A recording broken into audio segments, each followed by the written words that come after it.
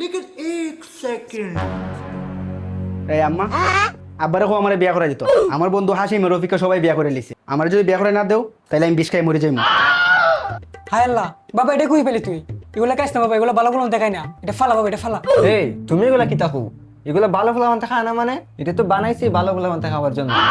এই বাবা তুই তোর মার কথা শুনিস না, তুই একটা না ফলা টাকা মইরা যা। আম্মা আব্বারে কয়ে দাও আমার বাবিরে নিয়ে যেন কোনো বাজে কথা না বলে, নাইলে আমি বাপ কেটা চিনতাম না। এই ফুঙ্গির ফুট কস কি তার?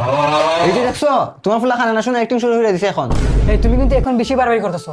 ফুলার বয়স হইছে, 2 দিন পর তো বিয়ে করেই লাগবো। এখন বিয়ে করলে সমস্যা কি? সমস্যা কি তা তুমি বুঝতাই না? তোমার ফুলা হইছে বইরা খানে শুনে না, বউয়ে কইব চাল নাই আর তোমার ফুলা বুঝবো পাল নাই।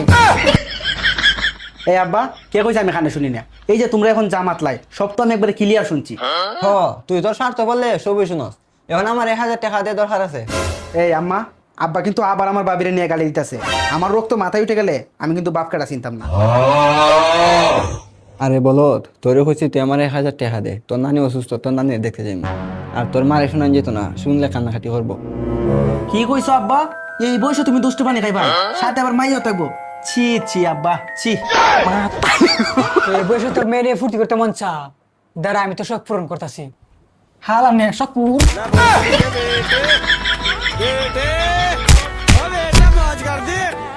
मौज कर दी